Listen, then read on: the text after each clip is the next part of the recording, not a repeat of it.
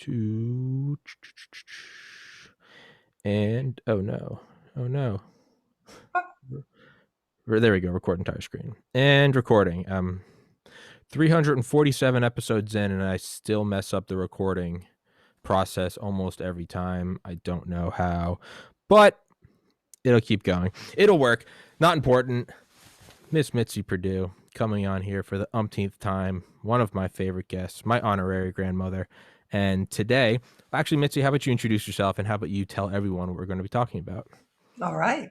I'm Mitzi Purdue. I'm the person who has figured out Tommy Carrigan's superpower. His superpower, at least as revealed today, is the ability to mess up electronics this time. Are we still friends? Yeah, yes, we are still friends, I promise. Okay, to be more serious. No, I love Tommy with all my heart and soul. I think he's a total genius, and I think he's the next Joe Rogan. I mean, and by the way, while you're listening to him, do something that a couple of other listeners whom I happen to know personally, we've gotten in contact over Tommy. We all agree that he has an extraordinary data bank of analogies to bring to just explain things. So when you're listening to him and when you're trying to figure out why you love him, notice how often he just has amazing analogies. And that was a very long, circuitous way of getting to answer his question, which is, who am I? Well, what I'll be talking about today is I'm the daughter of the co-founder and president of the Sheraton Hotel chain. My late father, Ernest Henderson, founded the Sheraton Hotels in the early 1930s, pretty much at the height of the Great Depression. And that was a period when absolutely everybody was, if they owned a hotel, dumping it as fast as they could, because owning a hotel was a one-way ticket to bankruptcy. Well, Father managed, through some skills that I hope Tommy asks me about, he managed to turn things around so that he started with one hotel, and at the time of his death, which was in the late 1960s, the family owned 400 hotels. Actually, we owned controlling share because it was a publicly traded company. But that is part of that. That's who I am for today. I am a hotel heiress.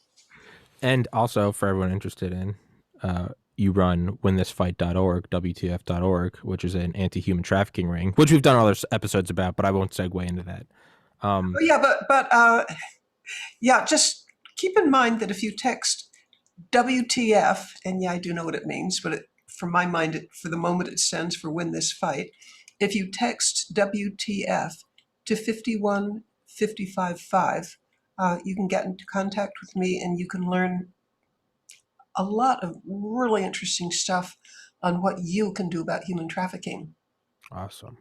So with founding, so I didn't know that he started at the height of the Great Depression. I guess I just never put two and two together. I have watched some of your lectures on it, on what he would do, where the first repairs would go to the places where the public would never see.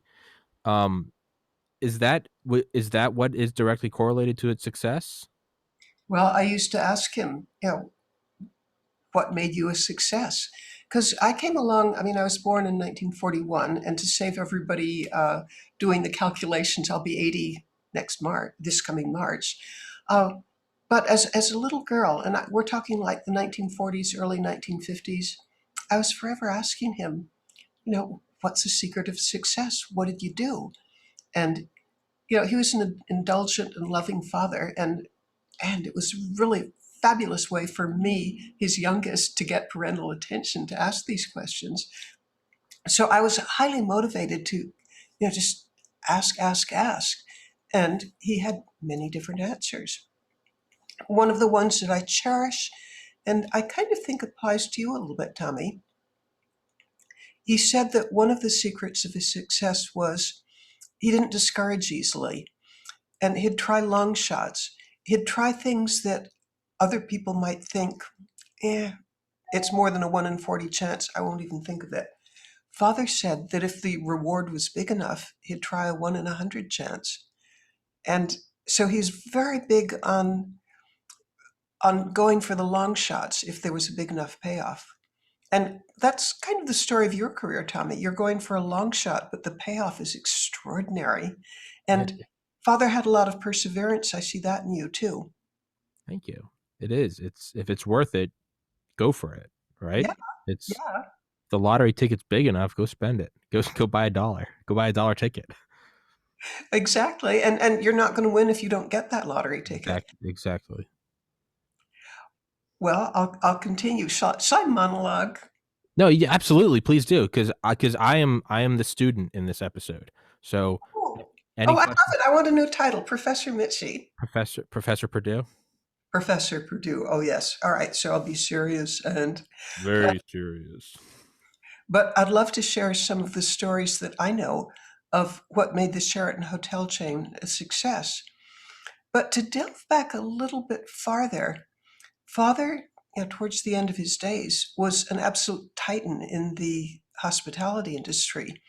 I mean, I've tried to calculate if there was anybody other than a national politician who shook as many hands or interacted as a host with more people than somebody who ran a hotel chain of 400 hotels. And you would think that he must have just naturally understood hospitality, but it couldn't be further from the truth. Father's success in the hotel industry was, I think, as unpredictable as anything you could imagine. Because at age 26, he was engaged to my mother, and his mother told my mother, "Don't marry Ernest because you'll end up poor. He can never stick to anything." Wow. She Well, yeah, I tough mean, love. uh, well, that what I just told you about what grandmother Berta said, don't marry Ernest, you'll end up poor.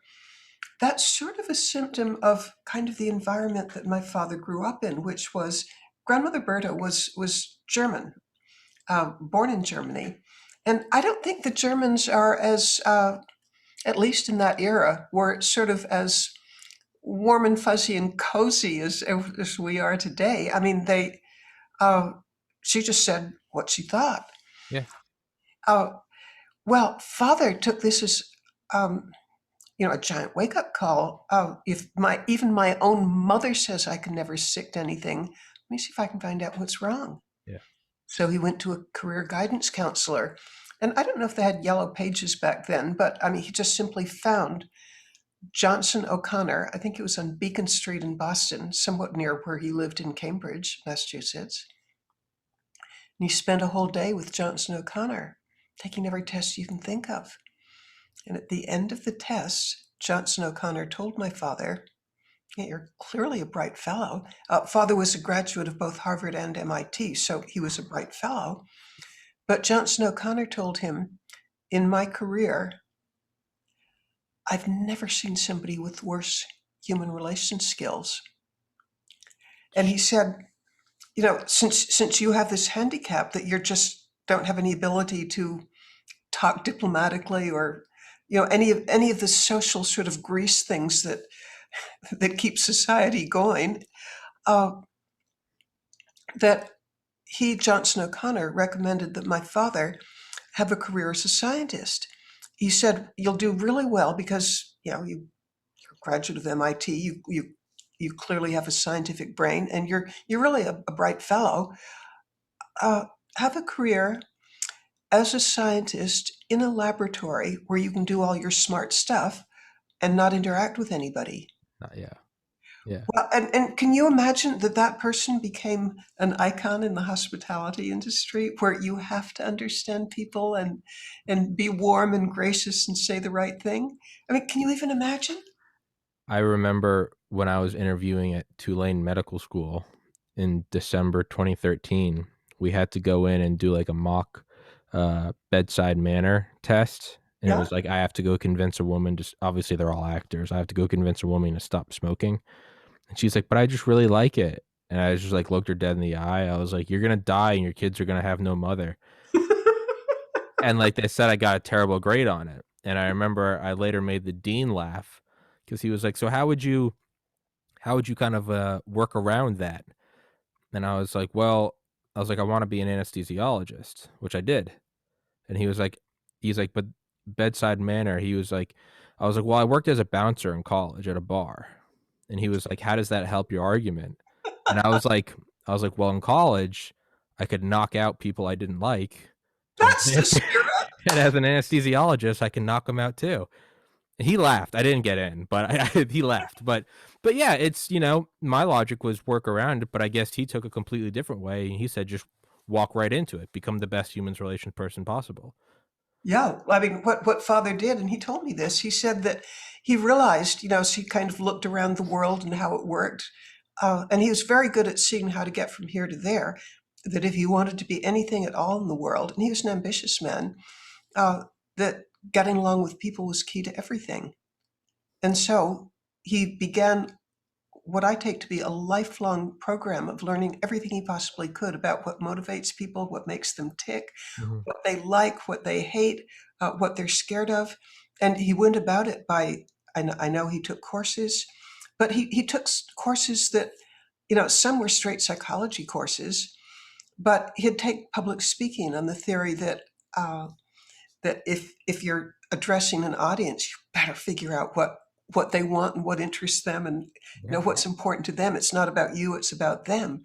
He also he'd take salesmanship courses again because you're not going to do well in a salesmanship course unless you put a lot of effort into figuring out what your prospect wants, what's going to make your prospect's life better. Hmm. So again, it's not about you, it's thinking what the other person wants. Well, he also read books, attended lectures. Later on in his life, when he became super successful, I remember there would just be like almost a continuous stream of famous psychologists and psychiatrists who would be weekend guests at our country home. And these included people like B.F. Skinner, who was super famous in the 60s, uh, Eddie Bernays, and I think he's known as Edward Bernays, but I grew up hearing him as Eddie Bernays. I believe he was the father of modern advertising. Okay. So, in other words, what I'm saying with all these examples is that Father put heart and soul into learning everything he could about what makes people tick. Hmm. And by the way, something else, he and my mother both would read How to Win Friends and Influence People by Dale Carnegie. He took the course, but he also would read it every 10 years because he said the insights were just so basic, so timeless that, a refresher course was just always a good thing. But okay, so now let me jump away from why initially he was probably the least qualified person that you could imagine to get into the hotel industry. He developed his skills because he didn't just take them for granted. He developed them to a level that I'm going to guess that I wonder if I can say none of his competitors could touch him in human relations skills. And I'd love to give an example. It's a great big long one. You said you're okay with monologuing? It's your episode. Woohoo! Oh, I love it. Power. Life is good. Yes. No, but I love to tell this story because I think it could be helpful to people. It's an attitude story. Okay. He told me that when he would take over a hotel, and remember he started during the Great Depression, the hotels he bought were usually ones that were on the verge of bankruptcy. I mean, they wouldn't be for sale unless they were in real financial trouble. And when he'd take over a hotel, he told me, the first thing he'd ever do when he took possession was to invite all the employees to come into the hotel ballroom. And there could be 400 or 800 people because it takes a lot of people to run even a medium-sized hotel. Hmm. Well, he knew that those people coming into the ballroom were as demoralized as people could be because this is the Great Depression. There was 25% unemployment. And if you lost your job, uh, you weren't going to get another. And it probably meant the breadline. It's just a dire circumstance for the employees because they knew that, this is a new owner. And it's absolutely typical of Hmm. new owners to bring in fresh people Hmm. or maybe take care of their uncles and cousins and nephews.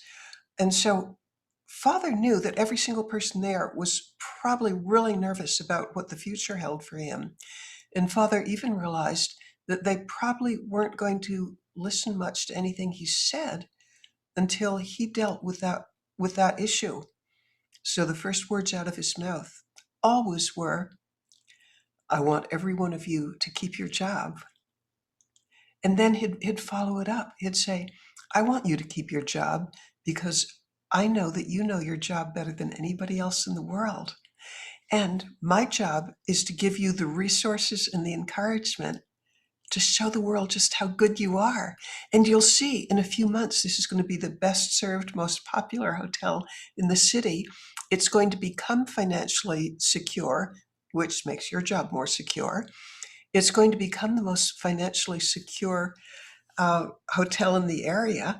And we're going to be an example to the rest of the city. We're going to be a shining example that things can turn around and things that can get better." Cool. Beautiful. But that's not the end of the story. Uh, the next part of the story he told me was that the following day, the employees would see, just masses of people coming in, electricians, plumbers, decorators, but those people would never go to the areas that the paying public would see. No, they'd go to the areas where the employees worked, the places the non-public would never see. And for example, they would refurbish the employee dining room, the employee lockers, the employees' showers, the corridors, the rickety old elevators. And so I asked my father, wouldn't it make more sense to spend money where you'd get money back, refurbishing the areas where the paying public would see? And he said, no. And what I'm about to say is something that he told me 100 different times in different ways in different contexts. But he said the entire success of a hotel depends on the employees. And he said people have a compulsion to live up to or down to your expectations. And he, by putting his first money in the areas that only the employees would see, he was communicating to them how important they were to him and how much he believed in them. Yeah, it's kind of, actually, I don't know if this analogy works, but right, it's like taking over like a football stadium, like buying a team, and it's like you should be putting all your money into like advertising, and it's like I think the number one thing you do would probably be like get the best personal trainers, get the best workout facilities, get the most abstract nutritionists, cover all the bases, because if your team is a Tom Brady team, everything else is going to fall in line. I don't know how well that analogy works actually. I'm just thinking Tommy Carrigan has done it yet again, just pulling out of the ether. Really good analogy. Oh, thank you. And I said a while ago that your superpower was messing up audio, It is.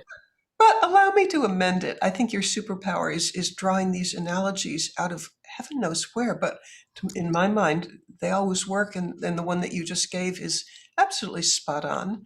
But I don't think his competitors saw that.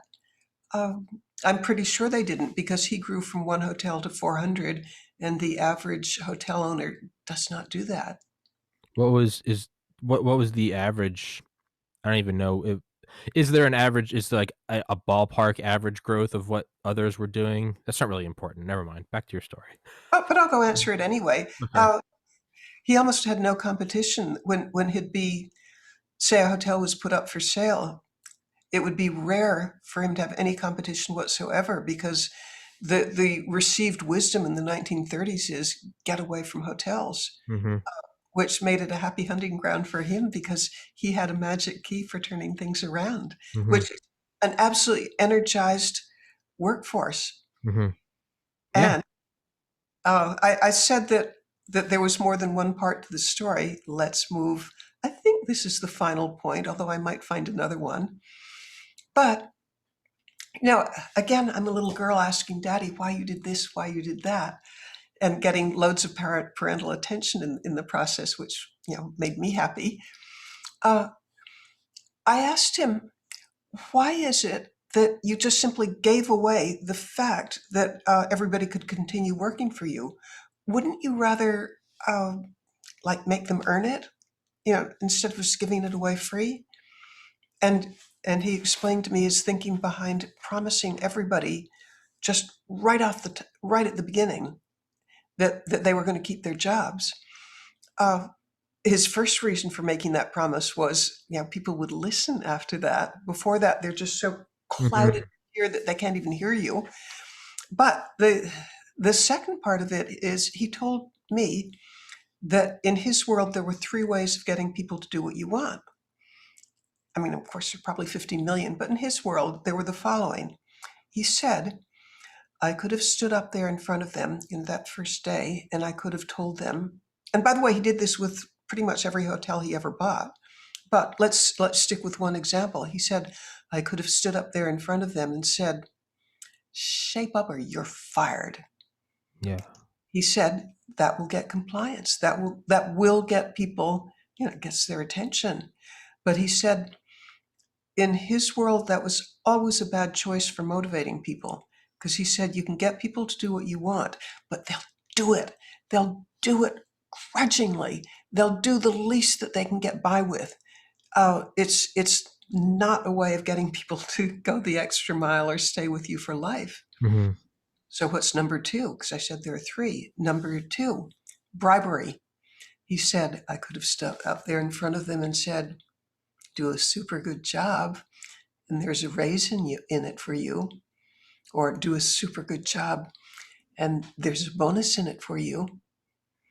He said what's wrong with bribery and why yeah, he just felt that was an ineffective way to motivate people. I mean, you have to pay them a basic decent amount, but bribery above that, he said the problem is, A, people don't stay bribed. You have to keep increasing it. Hmm. But he said another problem is people work for the bribe rather than for the good of the whole team. Hmm. And so he was against intimidation, against bribery. So what does work? Yeah. Inspiration. He said that a leader's job is to give people a better vision of themselves. And he said, when I was telling the people that first day, or their first day of working for Sheraton, he said, when I'm telling the people that this is going to be a shining example for the rest of the city, and that you're part of a team that's going to make it happen. And the subtext is people live up to or down to your expectations. Hmm. He said that the message was that, say the waitress waiting on table, or maybe the maid making beds, or the bartender tending bar. They're not waiting on table or making beds or tending bar. No, they're part of a team that is going to make this the best hotel in the city. And they're all working in it together. And the overall goal is to make this hotel popular, Hmm. well served, an example. And and so in his world, inspiration was the way to get people to do what you want. And he Hmm. was like that his whole life. Yeah, I was gonna say the yeah, there's like different. I was gonna say the bribery, right? That's like moving from Vicodin to OxyContin to fentanyl. It's like, dude, it only goes so far before you're dead. And then Yeah. I was gonna say the fear, right? The compliance. Have you ever seen the movie A Bronx Tale? I don't think this line is from that. It's actually a pretty generic line. But like the head mob boss, Sonny, actually in his protege is this young kid, like a teenager. So it's actually kind of like you and your dad. It's like, Yeah. but it's a very dark movie all about like murder and extortion. But like Oh, bring it on. I love it. it takes By place in the like way, I 19 love that you so often have crime stories it's or Green Beret stories or yeah, yeah, bring it on. it's the movie takes place in like 1950, well, Bronx takes place in 1950s Bronx. It's got one of the most like disturbing like race fight scenes ever. But in the movie he asks him, he's like, Sonny, would you rather be loved or would you rather be feared? And he just says feared. Just like, and he goes on some long explanation, but he was like feared. But that's not in human relations and a hotel chain. That's in drugs, murder, extortion, rape, kidnapping, segregation. That was so I don't know. Yeah, maybe it's like yeah, maybe kind of you can see where it kind of like manifests itself in a different way, where if your incentive or your baseline force is fear, you get 1950s mob riddled Bronx, or if your baseline is inspiration, you get Sheraton hotels, which was actually 20 years prior. So, I mean, you can't even use the whole, well, it's a better time. It's right after the Depression, right? So it's going through World War II. So you can use two different ways to sort of guide your ship, right? It's like fear. Everyone in every mafia movie, everyone always ends up dead in a pile of their own blood. That's just how it goes. That is a the sun will rise tomorrow, the mob boss will die. Sheraton Hotels still going. Well, it's, I mean, again, his ability to do that and how he, in my opinion, surpassed any of his competitors Mm-hmm. was, I think, a direct result that his greatest deficit became his greatest asset, and Yeah. that is understanding human nature. Yeah. Yeah. And by the way, you mentioned fear, and I have four siblings. They're all older than me, and we often ask ourselves, he got absolute, total, complete compliance from any of us. The idea of challenging him or sassing him, Mm-mm. it didn't exist. Mm-mm. And we all try to figure out, what did he do? Because he didn't threaten us. He didn't. I guess he was just. Oh, and we knew he loved us.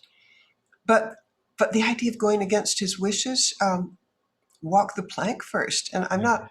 I'm not entirely certain how he did that. And then another thing that he did, which we discussed recently, my brother and sister and I on a Zoom call recently discussed this. A flaw that we see in many families is a lot of sibling rivalry. Mm-hmm. People who end up hating each other, Cain and Abel kind of things. Uh-huh. And I'm particularly sensitive to this because I write on family businesses. And 70% of family businesses won't make it to the next generation. And the reason why is, well, most often, is family quarrels. Well, what did Father do that kept us from fighting and that kept us from, like being jealous of each other? And my brother's view was that it became part of the family culture that we were almost required to rejoice when somebody did well and to grieve when they did badly, Mm-hmm. and that the success of one was the success of all. Mm-hmm. So, in the family that I grew up with, somehow father and mother instilled something that, I wish I could bottle it and help other families with it, because I think we get, well, there's another part to this. I mentioned that Sheraton began in the 1930s, but the Henderson Estate Company, the family business, began in 1840, Oh, 180 years ago. geez. I didn't know that. Yeah. No, it's Ooh. really cool. We just had our anniversaries, our reunions began 50 years after the founding of the company. We just celebrated our 131st reunion. Jeez. So That's that means a very long tradition of having figured out how to avoid family rivalries, how to solve problems. So although Father may have grown up uh, with not a whole lot of human relation skills, he certainly had uh, an understanding of how to have a high functioning family. mm-hmm. Yeah, there is always that odd. I say odd because it's hard to understand, not odd in that the idea is odd. The balance between, yeah, the carrot and the stick, the positive and the negative, the love versus fear, inspiration versus compliance. And it's very, I don't know. There's a Hunter S. Thompson quote, and I can't even do his voice, so I won't try. But he says, fear is like, it's not all bad. Fear is like a wild animal. Like you can use it to pull your chariot, but like a wild animal, always keep a gun pointed at it. So if it turns on you, you can end it. I think that is true. I set out to try to be a doctor because I wanted to help other people. I liked biology. I liked the idea of job security. Fear is what drove me through those like 3 a.m. study sessions because it was like, man, if this doesn't work out, like, what the heck am I going to do? Like, I don't want to go some actually. So I'd say job security probably fell into that. I was like, man, I want that. I want a white coat, Dr. Kerrigan. I'll always have a job, even if this nation falls. The new regime will still need a doctor. Like it doesn't matter where, right? You can be in Europe, whether it's the Weimar Republic or whether it's France or whether it's America or Mexico or whether you're the personal physician to some cartel dictator. Everybody needs a doctor. So my mind was like, I'm going to be a doctor because it's the ultimate job security. If there isn't a job for a doctor, it's because the world is over. So it's cancels itself out. But it's yeah, the love of like, I want to be a doctor. I want to help people. That's the sort of the flowery, it gets you to go on to this race, this whatever. The fear is, I don't know, maybe it has to be self-implemented because no one told me I had to be a doctor. It was, maybe that's the key. It's because like you said, you're like, never challenge your dad. But it's I think, I don't know, maybe the fear has to be self-implemented. Like, I don't know. It's kind of hard to, yeah, I don't know. I wish I had an answer to it because I had something somewhat puzzling happen with. I've got two sons. This is my older son. To protect his privacy, we'll call him Peter. Okay. Uh, but I felt that it didn't take a whole lot. I think two teenage boys, and uh, I think I rarely spoke sharply to them. I mean, I think they wanted to please. But I remember one day when Peter was maybe 16 years old and, big, tall boy, and I hadn't seen him around for a couple of hours. I was sort of curious, and I walked by his bedroom, and there he was face down on his waterbed, sobbing. And uh, I'd almost never seen him cry. He wasn't a crying kind of kid. So this is very unnerving to me. So I rush up to him, Peter, Peter, darling, what's wrong? What's wrong? And he said, you told me a few hours ago that I disappointed you, and I can barely stand it. And for the rest of his life, I've been very careful about using any harsh words with him because if just an offhand "I'm disappointed in you" unravels him, I've Yeah. got to use a lighter touch. Yeah. Yeah. I don't, maybe it's like, because, growing up with three brothers, it was very much the same. Like, my dad is a wonderful guy, but it was also like, yeah, I would rather walk the plank than challenge him growing up. And one, I just think that's sort of like the health. I know nowadays it's a controversial idea, but I just thought it was like a healthy kind of role relationship, right? Like mom raised us, mom stayed at home with us, dad worked. There's also, mom dealt with us all day. And it was kind of like, it's kind of like riots, right? It's like, yeah, they're gonna call the cops, and sure, whatever, you're gonna riot, you're gonna jump on top of cop cars, burn down a Burger King. Mm. That is the National Guard. Once they start rolling in, you're like, okay, finished with this thing, man. That's how it always ends, right? You can see like the LA riots in 92, 91, whatever it was, and George H.W. Bush called in the Insurrection Act. I was just looking at photos of it the other day. It all stops when the guys in the blue with the badges go home, and all of a sudden the military green trucks roll up, and it's a bunch of guys with M16s. That's the language that humans understand. Is just, I mean, you just understand. That's the brute force of like, we pretend that that's not who we are, but at the base, that's what we still are, just animals. And one analogy I always think of is like, how did I would argue, how did my dad raise us so well? And now I can't stop thinking about it every time I come up with an analogy. I'm like, oh crap, it's not, but Look what I did to you. I Oh know, I boy. know. Now I can't, yeah, now I can't Mission stop. accomplished. I mean, Or, because we know what I'm really like. I love to do things like that. yes, but it's like the game. Do you remember the game Operation?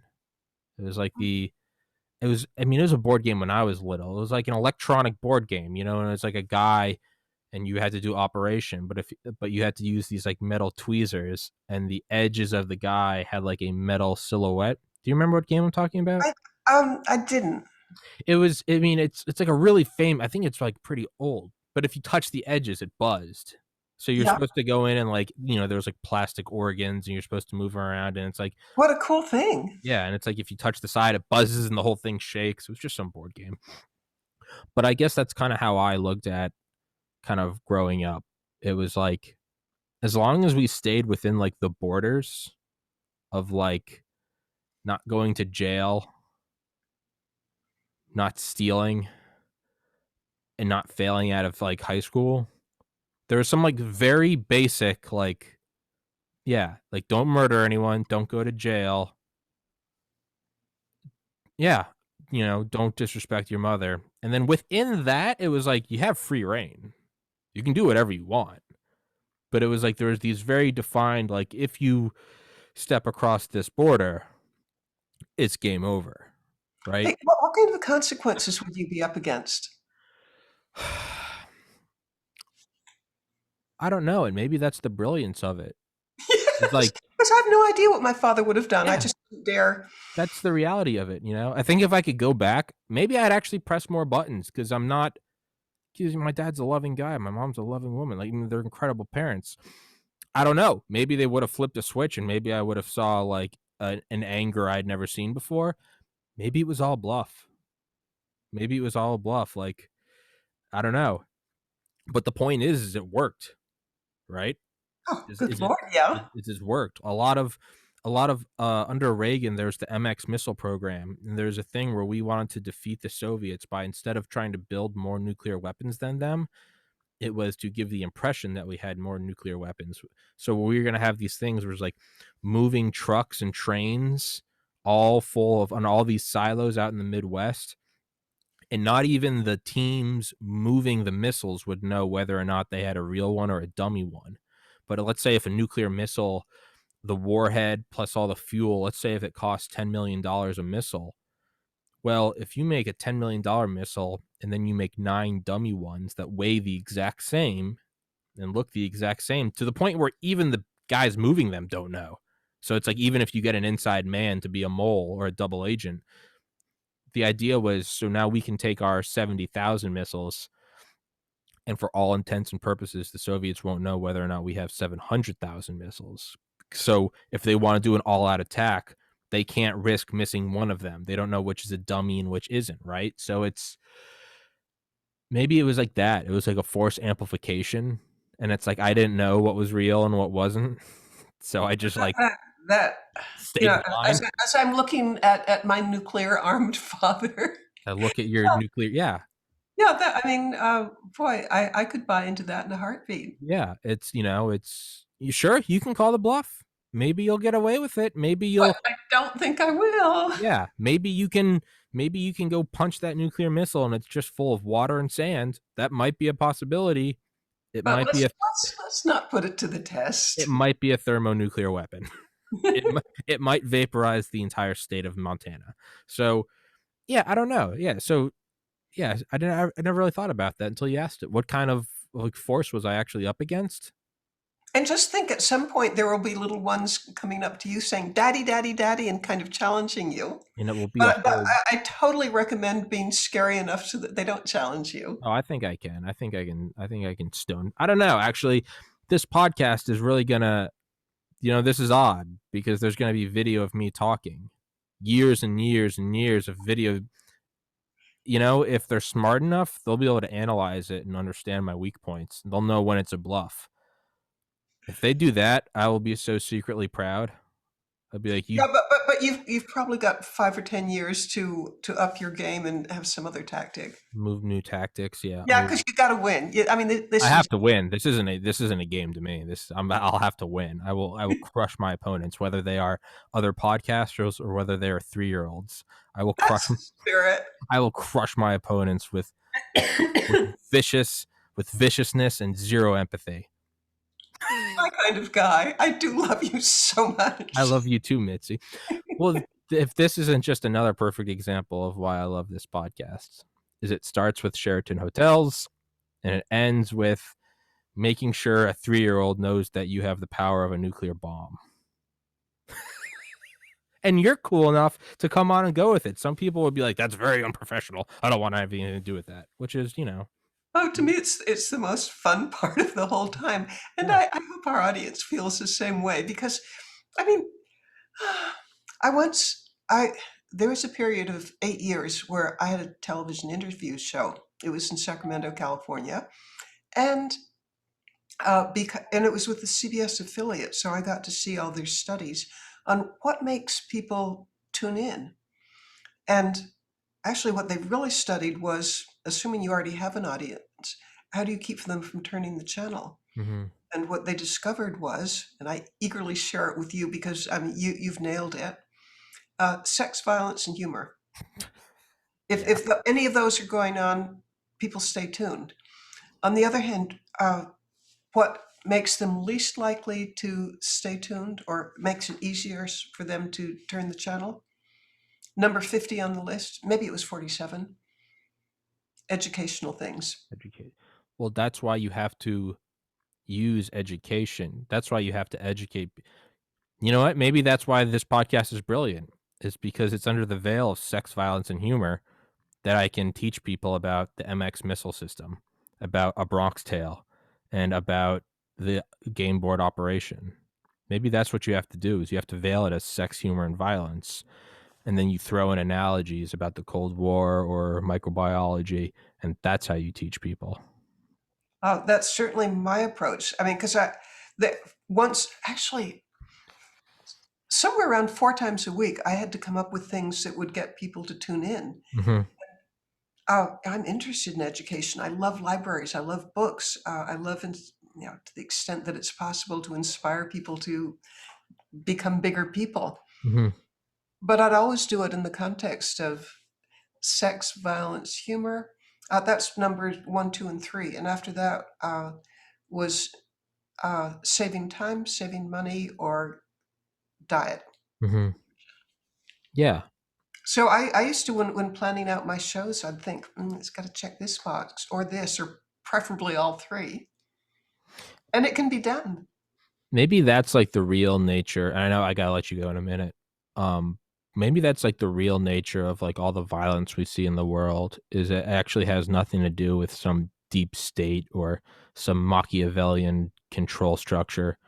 Maybe it really is just news agencies sort of fomenting revolt so that they can get better ratings. Maybe that's the big secret is is it's not a military industrial complex. It's just a Well, new. I haven't watched evening news for quite a while because I'm mad at the whole television industry. But there was a time, and you can tell me if this is still true, where the 10 o'clock news would always feature, a horrific fire Mhm. or a nun being stabbed or just something horrible. Uh, and I know exactly where that's coming from. It's sex, violence, and humor. You want people to stay tuned? Oh Give me. yeah. No, I don't think I've watched the evening news. I think I stopped watching my sophomore year of college. I used to watch during like my lunch break studying. So that was like fall 2010. But now every once in a while I'll turn it on around like Christmas time. Me and my little brother will turn it on and we'll just see how long we can go. And you'll turn it on. It'll be like in the first 30 seconds. It'll be like a 5-year-old girl raped to death, beheaded, and thrown in a sewer by a clown. And we'll just look at each other. Change the channel. Like, let's watch Toy Story. It's it's just like, nope, I can't even. It it's almost humorous in a way that's that predictable. But Mitzi, I said I would let you go at 3. It's 3:01. And actually, I should hang up quite abruptly, but I love you dearly and I I love your love you too. audience. And I can't wait till you are saying, Joe Rogan, move over. I already have. I've had on a guy that walked on the moon twice. He has done it 0 times. Yay. And of course, I watched both of those. Yeah. Okay, I got to go, but I love you. All right, Mitzi. And till next time. All right, I love Oh, you. wait. We'll Oh, talk wait. next time. This is Yes, what we professionally call a teaser. You invited me to come back to talk about Frank Purdue. I did. I'll do it. And his interests, and I won't say who, and which founding father was his favorite.